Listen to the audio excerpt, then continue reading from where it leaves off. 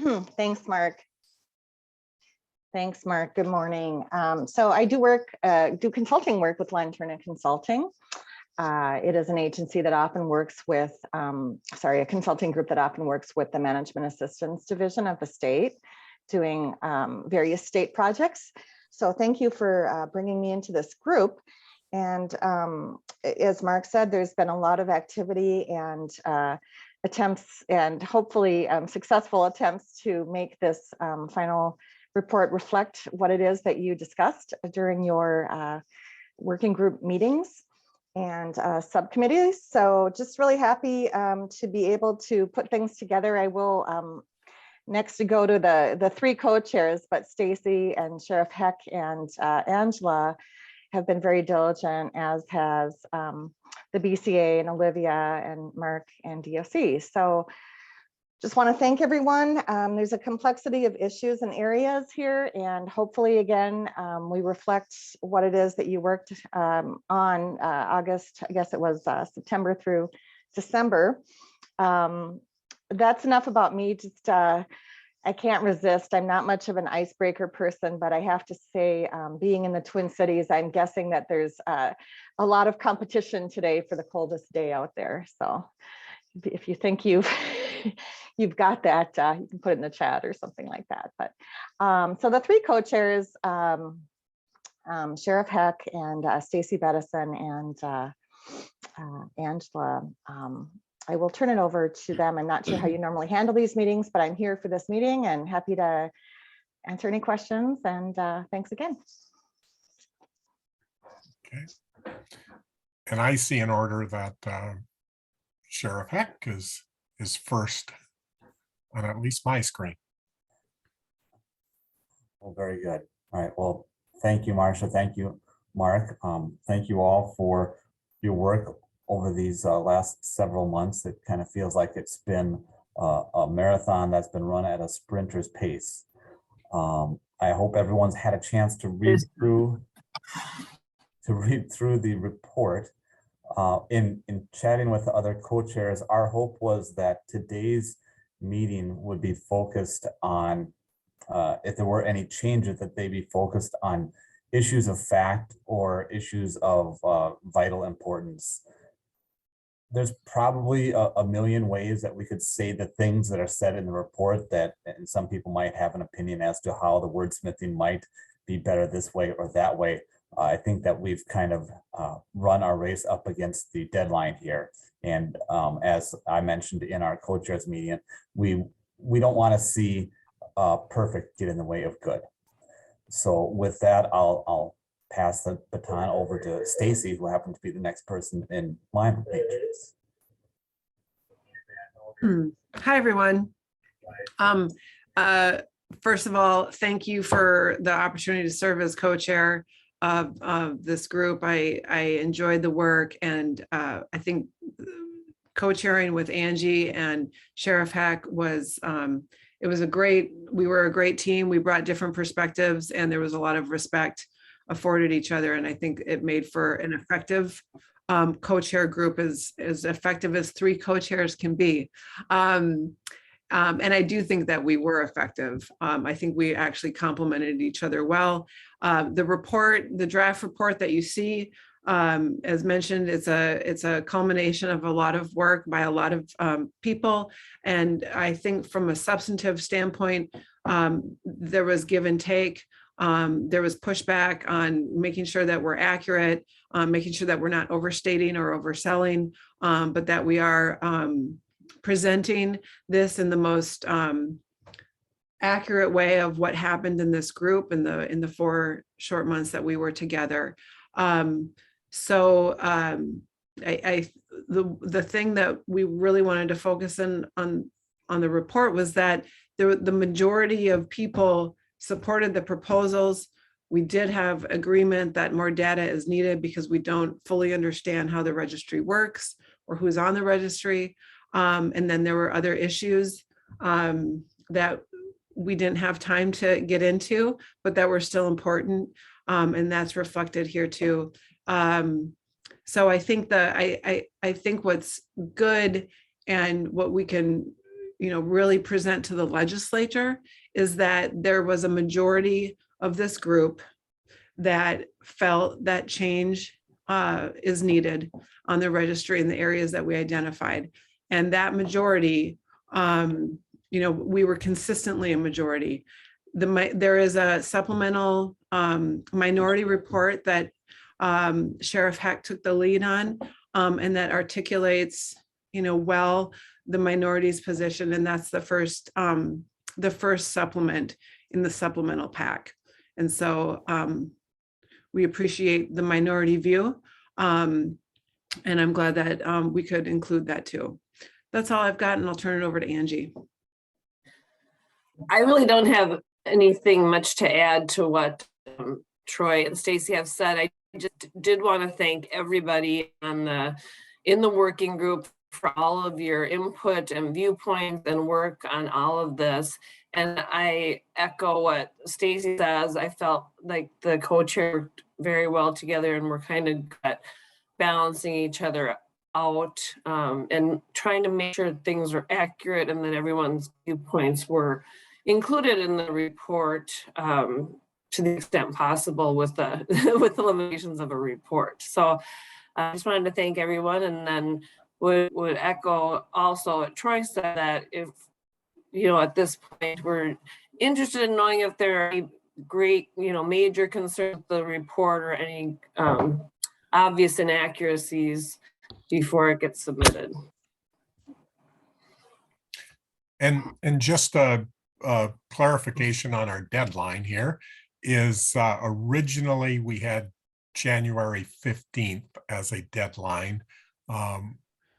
We talked about getting a 2-week extension. Actually, it's been extended until February 1st is when basically all the legislative reports will be turned in that the Department of Corrections is involved with. So today is Wednesday.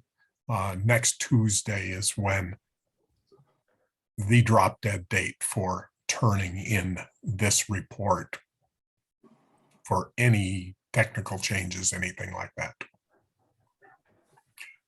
So maybe the question is, and could go to either Marcia or one of the chairs, is the process now in the next few days on if there are changes that aren't brought up in the meeting today, or how much time is there and what's that schedule? I think that what Marcia indicated is that, and she's muted now, so I don't know if she needs to be unmuted by somebody, but that want anything by noon Friday if there had to be any substantive changes. And I know that Mark and I are both out of town on Friday, so I guess I would suggest that if there is anything of great concern, let it go.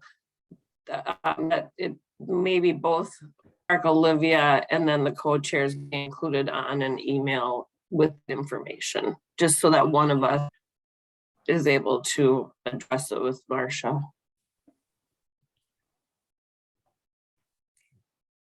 And I think I'm unmuted, is that correct? Yes. So the host is not allowing others to unmute themselves, but yeah, as Angie said, we will track any concerns or comments, but with folks not being necessarily all here at the same time and same place, did we want to ask that the email be directed to all three of you, or how is that going to go? Oh, sorry, that I said that it should be to the three co-chairs and to Mark and Olivia, just so that we make sure it doesn't get lost with some of us being out of town and out of the office. And I should mention, I think Sophia Khan is on here today too. If she has anything to add, that would be great at any point. Thanks.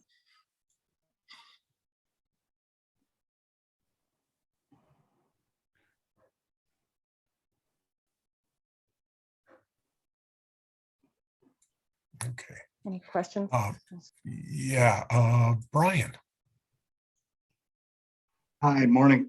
First of all, yeah, I'd just like to thank the co-chairs and Olivia and Mark and Marcia, just meeting you for the first time, but all the work in the final sort of draft of the report, and anyone else who contributed presentations, ideas, verbally, written, whatever it was. Enjoyed working with all of you. That being said, the only thing from the report that caught me maybe a little off guard was this sort of other area about the implications of the federal SORNA piece. I remember, some sort of discussions about how we weren't compliant and other states weren't compliant, things like that, but not really extensive discussion about that piece. So I just wanted to talk about my understanding of why that is. I did a quick Google search this morning on the way back when this happened in 2006. I know there was discussion about the financial cost being one piece of it. So I looked up a article from 2015 by it's called Paying the Piper, the Cost of Compliance with the Federal Sex Offender Registration Notification Act. It's from the New York Law School Law Review, their January edition in 2015. And it talked about a number of areas, and one of them being the financial compliance costs. I can just quote those if you want, but and then the other piece, the big concern for me is the SORNA legislation. It's a tier-based process. It's based on offense of conviction only. There's no actual risk assessment that's involved. This article discusses both the financial concerns and the risk assessment concerns. So I would just ask that maybe this article be added as an addendum. It lays out the whole process. It's about a 26-page article on the historical background of it and all the concerns. Again, noting that it's from 2015, there may be some updates and some additional pieces that are missing here, but gives people a good idea in my mind as to why some of the compliance is still lacking, and for good reason, in my opinion. So just wanted to throw that out there. You could email that over to us, Brian, and we could look at it as a possible to add to the index possibly, and we could maybe reference in that part if it's appropriate. Yeah, I have a couple pages that reference the financial part and then the risk assessment part as well. So I'll do that. Thanks.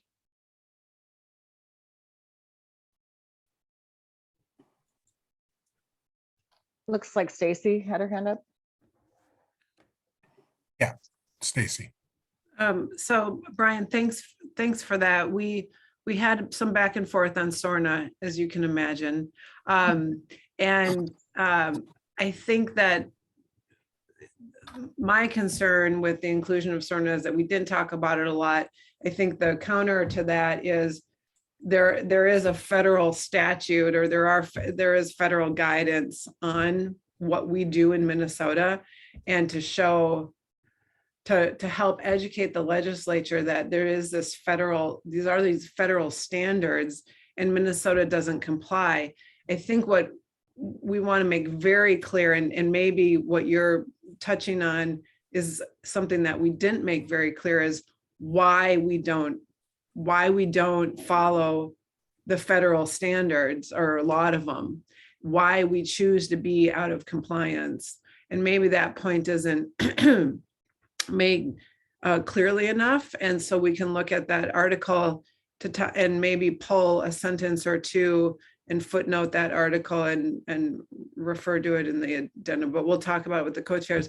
I think that is important, because we didn't talk about SORNA, and we didn't talk about how our proposals would impact or not, whether we came further into compliance or stepped further away from compliance. And we did try to note that there were a number of states, the majority of states don't comply with SORNA. But I think your point is the why isn't quite articulated enough to help the legislature understand there is the standard, but we've chosen not to, and here's some of the reasons: the costs of compliance and the tier-based system based on offense, and actually not an individual risk assessment. The other thing I think with that is, I don't know if we make mention in the report that like half of the registrants aren't even leveled. I can't remember if that's in the report, Mark and Olivia. Anyway, I appreciate the point, Brian. Like I said, there was some back and forth on what to do with the SORNA and why it was in there and what the relevance is. So I'm particularly interested in following up on what you have presented. Angie. Nice and raising my hand. So I was just gonna say, I brought it up a number of times, both initially when I was talking about when we were doing our presentations and at various points in different groups. I did bring it up because even though it's a funding issue, I just thought it was important that this group and ultimately the legislature knew whether it had any implications, you know. So it's a relatively brief section later on, but I think even, and I can't remember the group or the date or when, but I do remember talking about, you know, how much funding, you know, we got some information from the feds. So it's not something that was not discussed in this group. And I do think that from a legislative standpoint, I think that's important for them to know, even if it doesn't really impact things, you know, if we're going to stay out of compliance, either way, then that impacts what they would do potentially, you know what I mean? So I think it's good for them to have that information, you know, it affects this funding, they reapply every year. We're probably not going to get into compliance because of the leveling, but I just think still from a legislative standpoint, you're going to want that information, I would think. And yeah, just I can chime in related to both Stacy and Angie. I agree, Angie. And actually, I do remember you were the one that brought it up most frequently, I think. And I think it's a good point Stacy mentions too. It is a federal recommendations, and that, you know, that can be included. My concern, I think, is more what Stacy said, maybe the why we're not in compliance. And this article, it's about 170 citations. Each page has a number of citations pointing to other research and other articles that show other states' concerns. Just for example, Texas said, where was it here? Back on really quickly. Can't hear you. Can you hear me now? Yeah. Okay, hang on 1 second.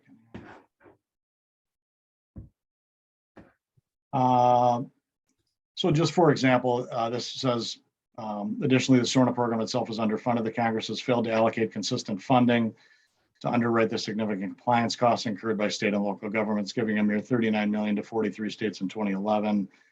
Texas estimated their cost would be $38.7 million to comply, but the state would lose only about $1.4 million in the burn funds if it refused. So that's just one example. Other states have other financial pieces.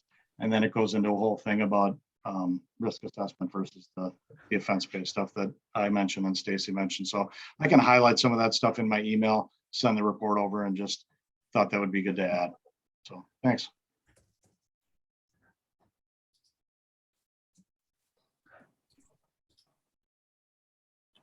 Okay.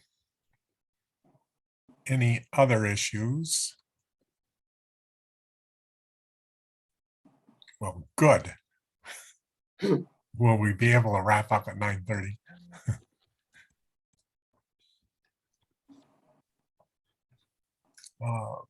Patty. Yeah, I was looking through the juvenile piece, and there's two other supportive research things that I was thinking might be important. One, in terms of law enforcement, there's pretty clear picture that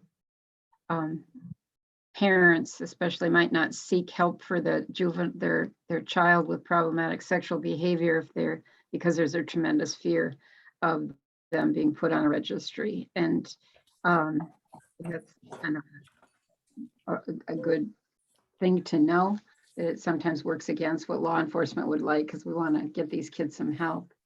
And there was another research on the best solutions for youth where they successfully get the help they need and don't have any reoffense records. So I didn't know if you'd needed or wanted any more of the research that we had. We had a lot of research at the beginning, and I didn't know if it was appropriate to add more at this point.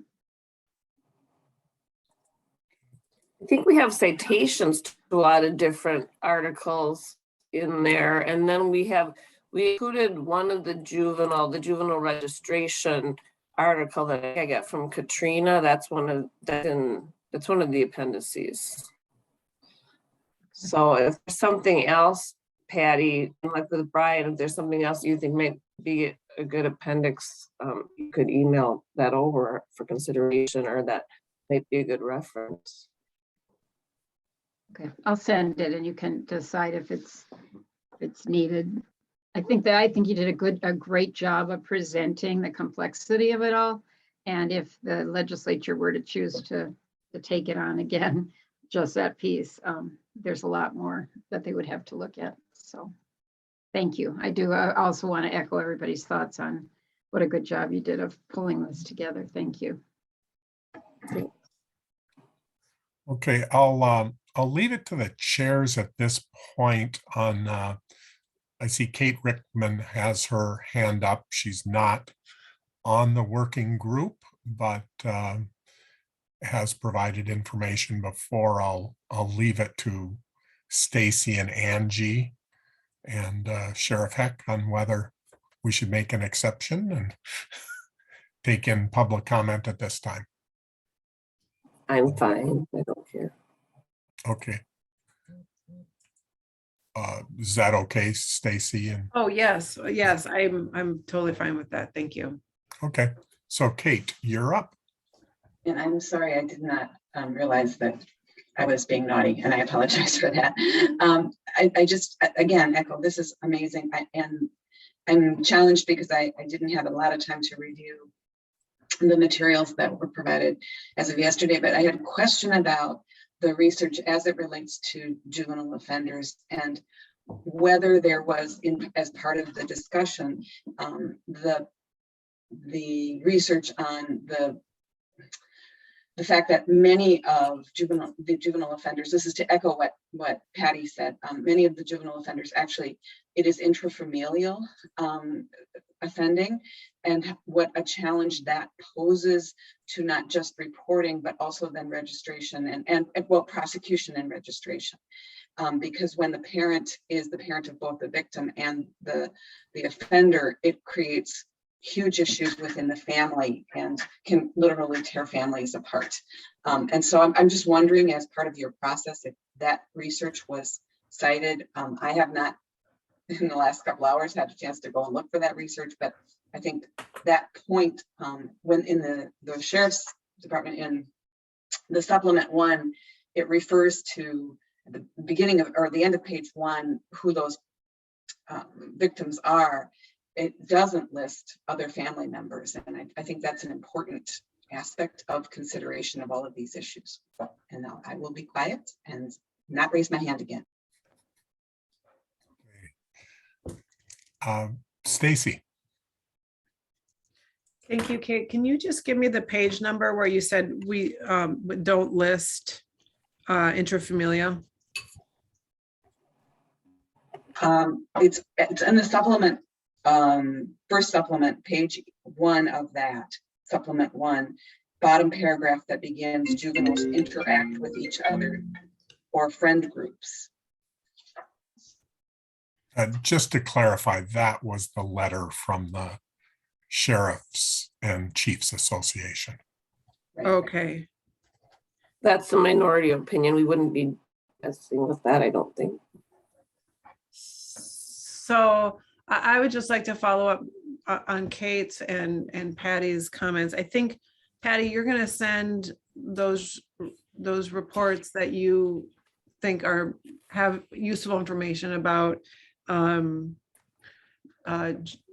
families won't seek help for their child if, and the registry might implicate or influence that, because we don't want to draw attention to the problem and have our child on a registry. And then you're also going to send something about how when youth get the help they need, they don't reoffend. You know, if those points aren't expressly made, I mean, if we're gonna attach them as a supplement or a resource, you know, we can do that, or we could also footnote the study like we did with other research. But if we need a sentence or two in there that establishes this and then refers to the documents in the research, we can discuss that with the co-chairs, because we want to make sure that I think the challenge on the juvenile piece was articulating why it's so complex, why having juveniles on the registry is so complex. I mean, it's complex for everyone, but especially for juveniles. And because it's intrafamilial, and that's a really important point, familial. So I want to make sure that that juvenile piece properly educates the legislature on why having juveniles on, and what are all the issues that are going on with that. And I think the other piece that I don't think that we mentioned, and I want to go back and look at it, is brain development.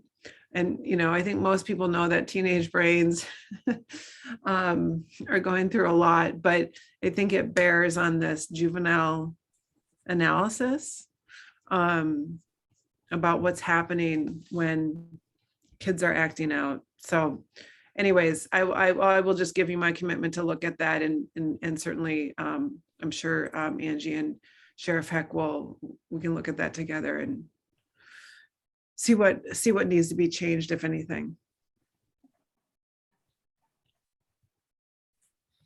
Okay, Nate. Thanks, Mark. So I just had a question about how the structure of the report is organized. It appears that the only like recommendations are things that there was consensus on. Is that true? Is that it wasn't a majority rules kind of thing, right? I guess that's for the chairs. Well, we set forth the two areas that there was basically complete consensus on, which was the data and the helping people who need help. But then we had the rest as majority support, and then that's why there's the minority addendum or supplement. Okay, and that's sort of how it read, and thank you for that clarification. So the question I had is, in some of the areas, it's articulated that there was a majority in support of a particular position. In other areas, it's simply described as some members believe this and other members believe that. Those were areas where I thought there was a majority also, and if there was a majority, I would just ask that be mentioned. And some of those areas come up in the minority report, so I assume there was a majority that supported those. So for example, in section 4, where it says a majority of members generally supported the draft language, that's not always present. For example, in section 5, I don't see anything that indicates. It just says several working group members saw blah blah, but the majority, it doesn't talk about which side the majority came down on. And I'm just wondering if the majority did come down on one side or another, I think it would be helpful to the legislature to have that data point. Okay, we can check the language on that. I thought we had indicated a majority on them. So. It at least in a few of the sections that I looked at, it just talks about several members looked at it this way, but other members looked at it that way. And where there was a majority, I think each section should articulate if a majority of the group. So if you look, oh, sorry. Oh, If you look at the top of page 9, the working critical areas for reform, the majority of the POR working group makes low recommendations on 5 critical areas. So, you know, maybe we could put it through all, but I think that we indicate at the beginning of discussing the areas that the majority made recommendations. Well, I mean, to fully disclose, the area that I'm interested in, which is the mandatory minimum, I didn't see a majority opinion in there. It just said some felt this, others felt that. And in looking at some other areas, I noticed the same pattern. There was no majority articulation. Yeah, we can maybe throw a line in there to clarify that. But that is the 5 areas that's included in that.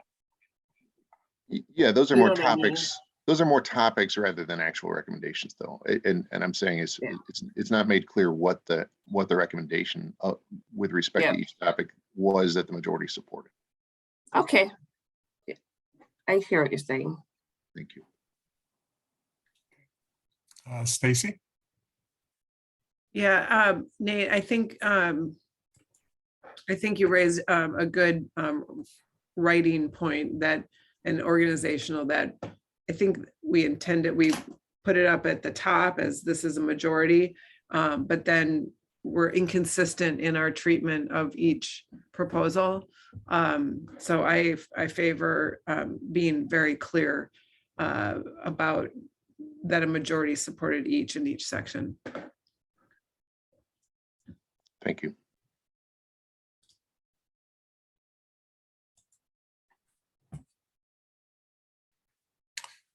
Okay. Anything else?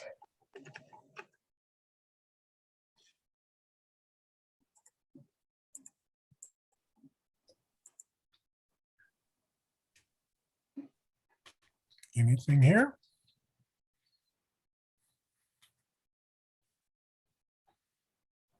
Because if not, we can open it up to public comment.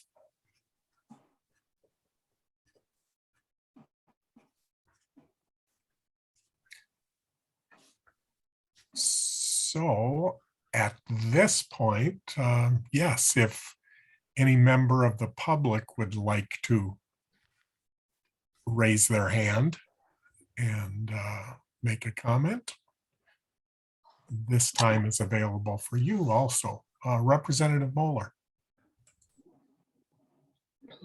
Thanks, Mark. I just wanted to share my appreciation with all of you for participating in this working group. It's been a really informative process, and I know a lot of you have taken time out of your busy schedule to work on it. It's a really important issue, and I'm really excited to share this report with my colleagues. Representative O'Neill and I are going to be talking right after our meeting today to talk about next steps. And so I just want you to know how appreciative again I am of all the work that you've done on this, and I'm looking forward to what we can do with it at the legislature. Thank you. Okay. And Deputy Commissioner Khan, did you want to speak to the group? Absolutely. Thanks, Mark. I just wanted to also say thank you on behalf of both DOC and BCA. Superintendent Evans and Commissioner Schnell were hoping to join in as they did in the first meeting. And thank you all for your hard work, including the co-chairs and Olivia and Mark. I mean, there's just been tremendous amounts of work that has been put into this process. A lot of us have been tracking it. The report is shaping up really nicely, and we want to thank you for your time. Our budget gets rolled out later today, so both of them are busy with that this morning, so they wanted to apologize I couldn't be here, but are really thankful to you for your work, and we'll be taking the recommendations that pertain to our areas within this report to heart, and hoping to continue to work with all of you through the session. Thank you, Mark. Okay, thank you. Anything else? Last words from our chairs or Marcia on the process?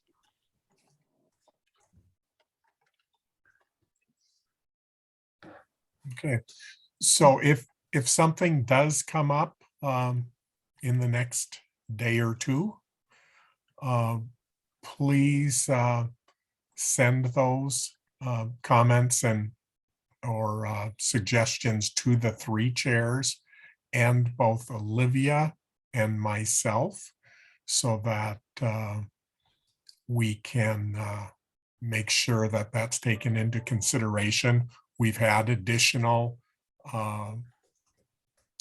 edits, suggested non-controversial ones that will just be cleaning up some of the words in there. But again, if you see anything else, please let us know. Any last words from anyone?